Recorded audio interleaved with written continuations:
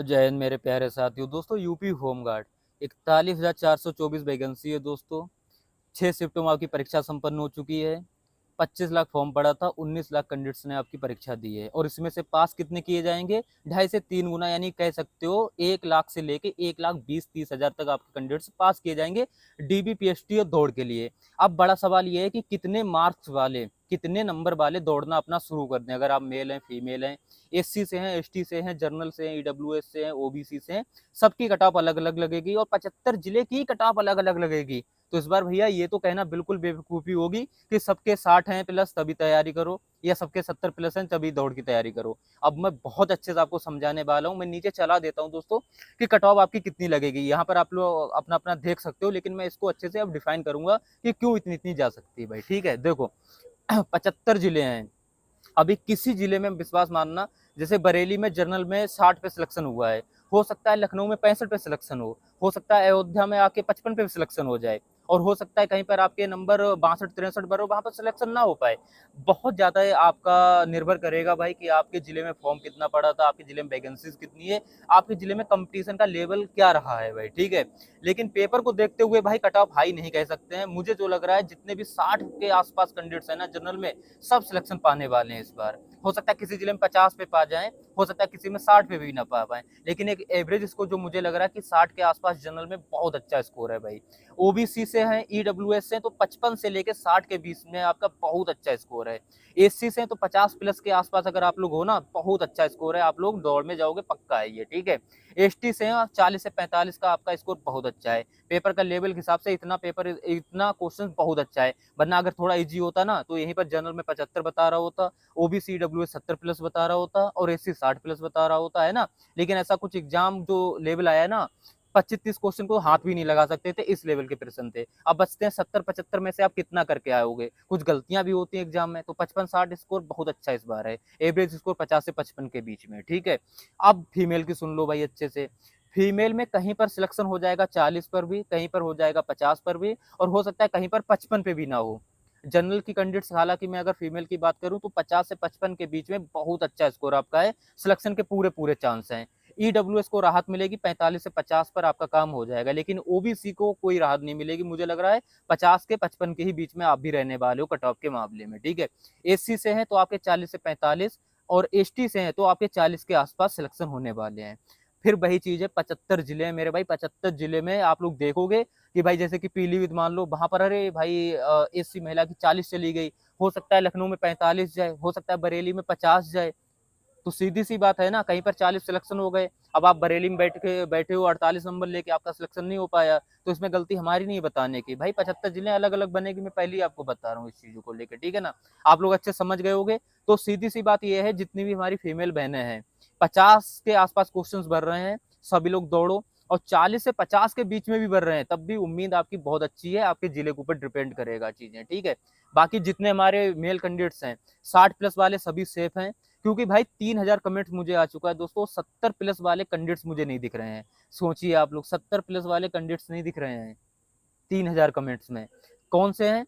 43, 44, 45, 46, 47, उधर 52, 53, 54, 55, 56, 57, 60 से 65 कुछ कमेंट्स हैं, लेकिन अधिकतर ये नीचे वाले कैंडिडेट्स हैं। तो सीधी सी बात है, जब एग्जाम हार्ड बना है तभी तो इतना नंबर लेके आ पाए हैं।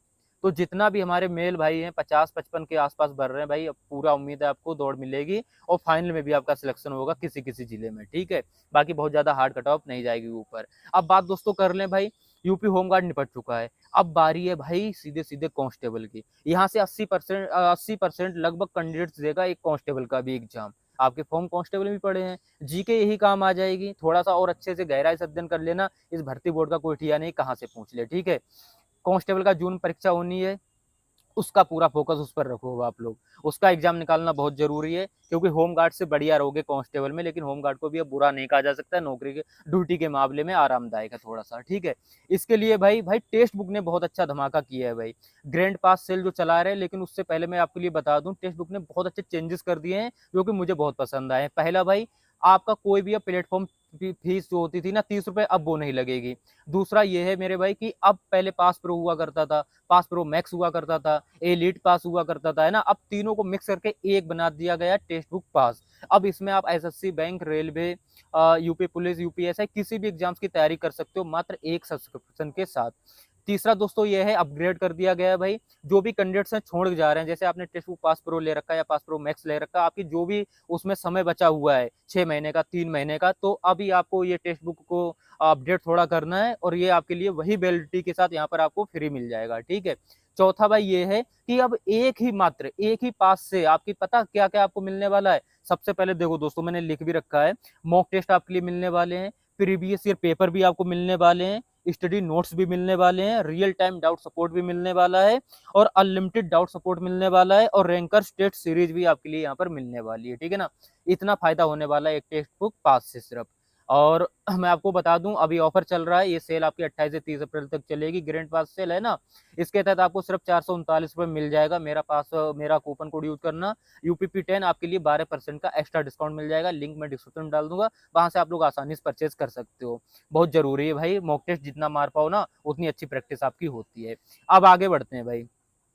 क्वेश्चंस देखो, इस बार कोचिंग वाले भी कोई खास क्वेश्चन फंसा नहीं पाए हैं। जो नॉर्मल क्वेश्चन है वो तो हर कोई फंसाया है। अभी आप लोग मेरे देख लो, 10 क्वेश्चन का डेमो दे रहा हूँ फर्स्ट शिफ्ट के, आपके 25 की फर्स्ट शिफ्ट का, वो भी अपनी सिर्फ 51 रुपए की मैंने PDF बनाई थी। आप लोग यहाँ पर देख लो, 10 क्वेश्चन आपके डायरेक्ट आए हुए हैं। अभी मेरा काम चल रहा है दोस्तों, जैसे मुझे पूरा का पूरा छानबीन हो जाएगी 6 शिफ्टों में कितना टोटल क्वेश्चन फंसा है, मुझे उम्मीद है कम से कम 150 क्वेश्चन के आसपास फंसा हुआ है, इससे ज्यादा ही होगा, ठीक है ना। सब 150 से 200 क्वेश्चन तक फंसे हुए हो सकते हैं, क्योंकि कल ये सिर्फ 10 मिनट में आंकड़ा निकाला गया है। मैंने कहा था टीम से, उसने 10 मिनट में ये आंकड़ा निकाल के मुझे दिया, क्योंकि मुझे आज आपको बताना था। तो ये 10 क्वेश्चन सोचिए, पहले डायरेक्ट प्रश्न आए हो, मैंने बहुत ज्यादा नहीं लिए हैं, एक टॉपिक से मात्र 10-15 क्वेश्चन लिए, उसमें से डायरेक्ट क्वेश्चन आए हैं। पहले आप लोग सोचो, इसे भी अनुभव कहते हैं, ठीक है ना भाई।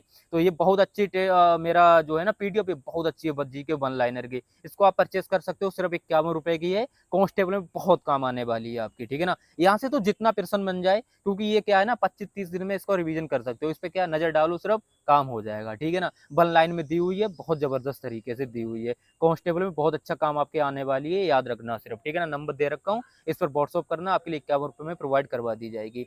अब भाई बात करें नॉर्मलाइजेशन में क्या खेला होगा। देखो नॉर्मलाइजेशन तो हमेशा खेला होता है, इसमें भी होगा, लेकिन सबसे हार्ड शिफ्ट कहना एक को किसी को मुश्किल होगा, लेकिन हाँ थोड़ा सा बेनिफिट मिलेगा 25 की फर्स्ट शिफ्ट वालों के लिए। हार्ड भी है, और पहली बार गए अनएक्सपेक्टेड, उन्होंने इतना हार्ड पेपर देखा भाई, बौखला गए कि मैं क्या ही करूं इसमें, ठीक है ना। इसके बाद 26-27 वालों को राहत इसलिए देखो दे दी जाती है कि भाई आपने 25 में पेपर देखा। सबसे बड़ी बात तो ये है कि इन्होंने भाई कह रखा है कि एनालाइज नहीं करवाओगे तो बच्चे पेपर देखेंगे कहाँ से। वैसे तो इसका कोई इफेक्ट नहीं होना चाहिए नॉर्मलाइजेशन पे, लेकिन ये फिर भी लोग करते हैं।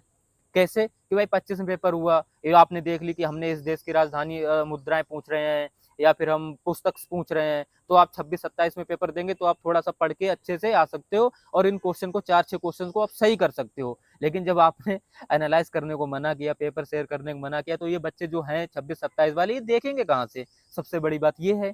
लेकिन फिर भी ये फैक्ट रहते हैं भाई नॉर्मलाइजेशन में, इतना विश्वास मानिए। और ये रहता है कि भाई ये देखा जाएगा कि कौन सी शिफ्ट है जहां पर सबसे ज्यादा नंबर कम भर रहे हैं। जैसे मानो 25 की फर्स्ट शिफ्ट वालों नंबर सबसे कम भर रहे होंगे, यहाँ पर एवरेज स्कोर 45 रहा, बाकी के 50 रहा, कहीं 52 रहा, कहीं 53 रहा, तो इनको 7-8 पोर्शन का फायदा होने वाला है। जिसके भी नंबर कम भर रहे होंगे शिफ्ट में, उसको फायदा होने वाला है, ठीक है ना। ओवरऑल देखी जाती हैं चीजें, तो ये सारी चीजें हैं। बाकी का कोई डाउट हो तो बताना भाई, बाकी अपनी दौड़ स्टार्ट कर दो, और सुबह 4 बजे दौड़ो, गर्मी का मौसम है, दौड़ में काफी लोग फेल होंगे, याद रखना। इसीलिए अपने आप को अभी पक्का मजबूत कर लो अच्छे से, ठीक है। कांस्टेबल पे फोकस रखो, यूपी होमगार्ड निपट चुका है, अब इसका डॉक्यूमेंट वेरिफिकेशन और दौड़ की जैसी चीजें आएंगी सामने मैं आपको बताता रहूंगा। मिलते हैं, तब तक थैंक यू।